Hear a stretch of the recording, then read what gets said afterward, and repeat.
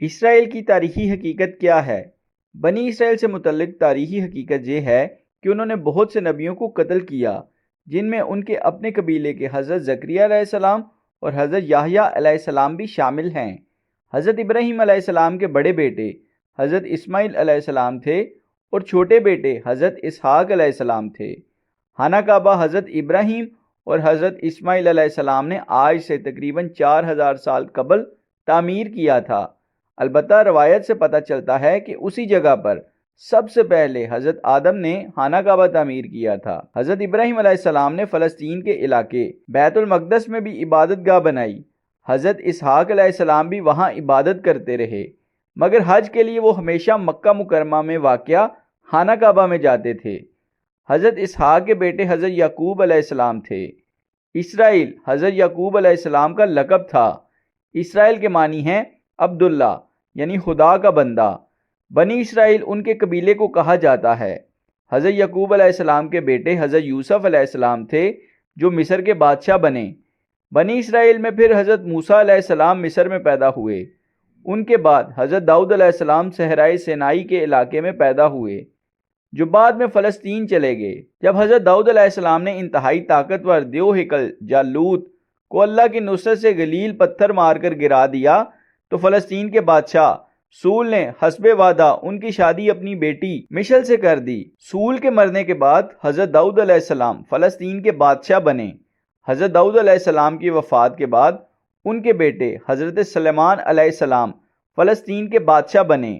اللہ سبحانہ و تعالیٰ نے ہوا، جن اور ہر قسم کے جانور حضرت سلیمان علیہ السلام کے تابع کر دیے تھے۔ 961 قبل از مسیح سے 922 قبل از مسیح کے دوران حضرت سلیمان علیہ السلام نے جنوں کی مدد سے مسجد اقصیٰ اسی جگہ تعمیر کروائی جہاں حضرت ابراہیم علیہ السلام نے عبادت گاہ تعمیر کرائی تھی۔ 986 قبل از مسیح میں یہ ریاست 2 حصوں میں تقسیم ہو گئی۔ جنوبی علاقے پر بابل کے لوگوں نے قبضہ کر کے عبادت گاہ مسمار کر دی اور بنی اسرائیل کو وہاں سے نکال کر اپنا غلام بنا لیا۔ اس کے 100 سال بعد بنی اسرائیل واپس آنا شروع ہوئے اور انہوں نے اپنی عبادت گاہ تعمیر کی، مگر اس جگہ نہیں جہاں حضرت سلیمان نے عبادت گاہ بنوائی تھی۔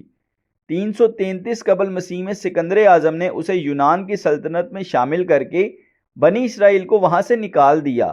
165 قبل مسیح میں بنی اسرائیل نے بغاوت کر کے ایک یہودی سلطنت کی بنیاد رکھی۔ 100 سال بعد یہودی ریاست پر سلطنت روم کا قبضہ ہو گیا۔ 27 عیسوی میں یہودیوں نے بغاوت کی جسے شہنشاہ ٹائٹس نے کچل دیا اور یہودیوں کی عبادت گاہ کو مسمار کر کے انہیں وہاں سے نکال دیا۔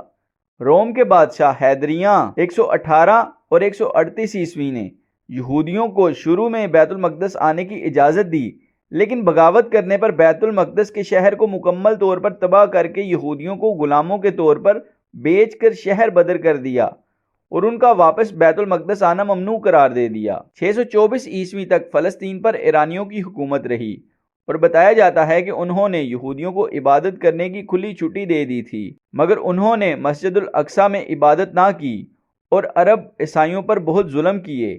اس کے بعد بازنطینی حکومت آئی جس نے 636 عیسوی میں مذہبی پیشوا کے کہنے پر بغیر جنگ کے حضرت عمر کو محافظ اور امن کا پیامبر قرار دے کر بیت المقدس ان کے حوالے کر دیا۔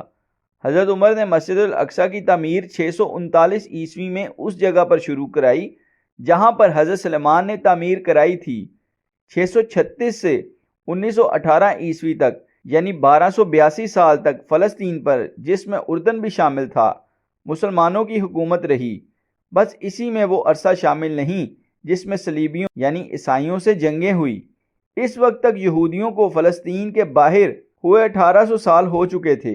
بنی اسرائیل کے متعلق تاریخی حقیقت یہ ہے کہ انہوں نے بہت سے نبیوں کو قتل کیا، جن میں ان کے اپنے قبیلے کے حضرت زکریا اور حضرت یحییٰ بھی شامل تھے۔ حضرت عیسیٰ بھی اسی قبیلے سے تعلق رکھتے تھے، ان کو بھی قتل کرنا چاہا مگر اللہ نے انہیں بچا لیا اور ان کے کسی ساتھی کو صلیب پر سولی چڑھا دیا۔ تاریخ گواہ ہے کہ یہودیوں نے ہمیشہ ظلم ڈھائے، چاہے وہ نبی ہوں چاہے ہلکے خدا، آج بھی وہ یہی کر